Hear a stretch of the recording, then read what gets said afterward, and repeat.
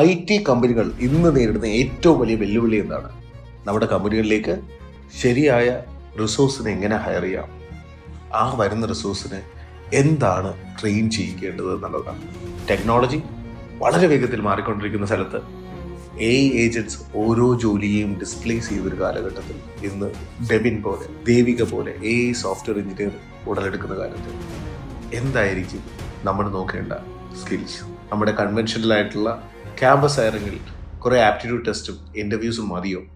കൺവെൻഷനലായിട്ട് higher ചെയ്യുന്ന രീതികൾ മാറണം, പുതിയ രീതികൾ അവിടേക്ക് വരണം.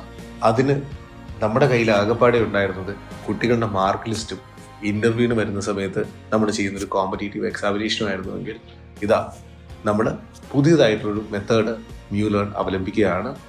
IEEE Launchpad 2024 is there for U.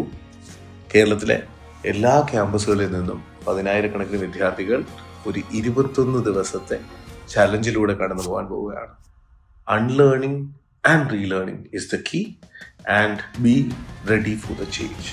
അപ്പോൾ ആ ഒരു മാറ്റത്തിലേക്ക് ആദ്യത്തെ സ്റ്റെപ്പാണ് ലോഞ്ച് പാഡ് 2024.